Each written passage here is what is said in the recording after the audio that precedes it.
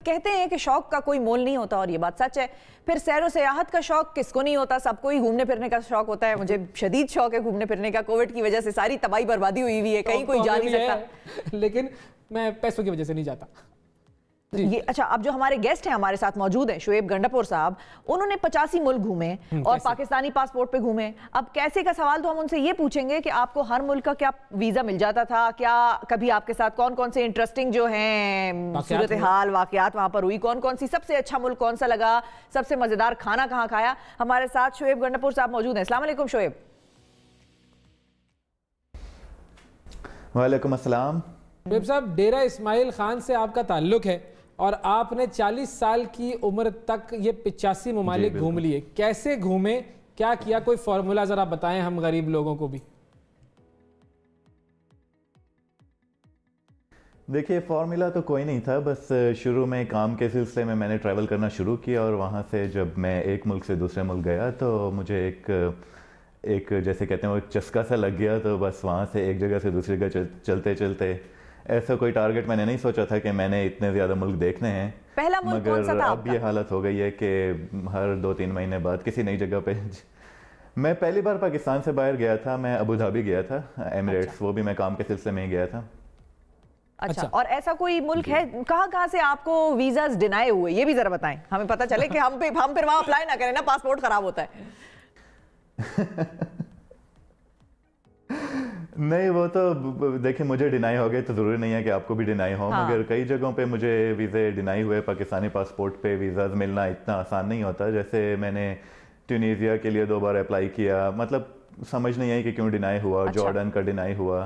फिर कई जगहों पे ऐसे होते हैं कि पाकिस्तानी पासपोर्ट अगर आपके पास है तो एडिशनल रिक्वायरमेंट्स हैं जिनको मीट करना इतना आसान नहीं होता या डिले बहुत ज़्यादा हो जाता है। तो उस तरह के मसाइल तो रहते ही हैं।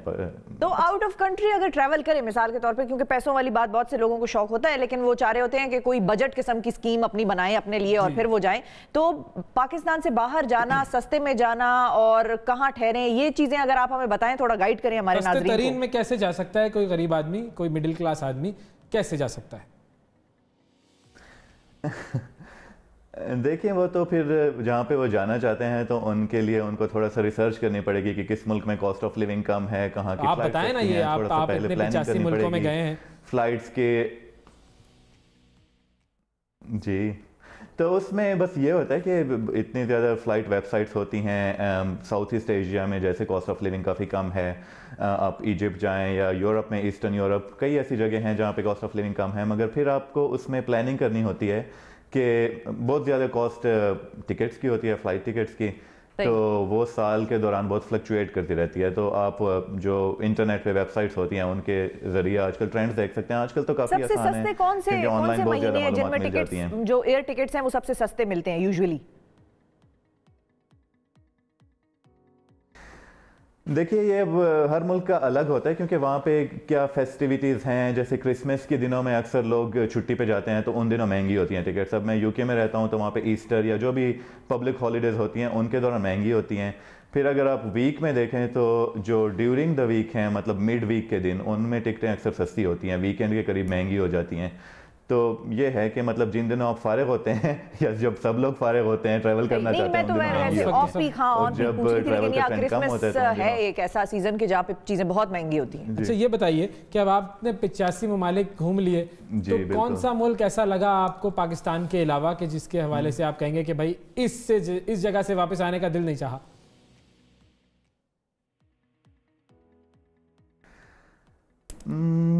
मेरे ख्याल में जब आप ट्रैवल कर रहे होते हैं बैक पैकिंग, तो 2-3 हफ्ते बाद आपका दोबारा अपने घर जाने को दिल करता ही है। मगर हाँ। अगर मेरे ख्याल में अगर मैं आपके सवाल को इस तरह से लूँ कि कहाँ पे मैं दोबारा जाना चाहूँगा रहने के लिए, तो इस तरह की जगह मेरे ख्याल में मुझे जापान बहुत ज़्यादा पसंद आया था। वहाँ वो एक ऐसी जगह है कि जहाँ पे मैं रह के वहाँ का एक लाइफस्टाइल, जो सिस्टम को एक लंबे अरसे तक उसमें इमर्स होके एक्सपीरियंस करना चाहूँगा। सही है। और डिशेस, खाने पे अब जरा आ जाते हैं। सबसे मज़ेदार और सबसे यूनिक डिश आपने कौन सी खाई और कहाँ पर खाई?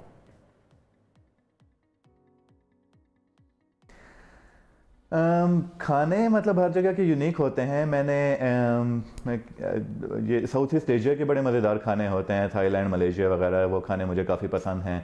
जापान में मैंने बहुत ही अनोखी किस्म की चीज़ें खाई, ख़ासतौर पे वहाँ पे मज़े की बात तब होती थी जब आप किसी रेस्टोरेंट में जाएं और आपको समझ भी नहीं आ रही कि मेन्यू में क्या लिखा है या मेन्यू किसी फॉरेन लैंग्वेज में है, तो कोई चीज़ रैंडमली ऑर्डर कर लें, वो देखें कि कच्ची मछली आ गई सामने, तो वो खा ली। इस तरह की चीज़ें हो जाती हैं। वैसे सदर्न यूरोप में खाने बहुत अच्छे हैं, जो मेडिटेरेनियन साइड है। ठीक है, और फाइनली ये बताएं कि कौन सा ऐसा मुल्क था जहां जाने के लिए आप बड़े एक्साइटेड थे, लेकिन जब आप वहां पर गए तो आपने कहा ये तो पैसे का ज़ाया, मतलब ज़िया ही हुआ, मेरा यहाँ पर आने का कोई फायदा नहीं था?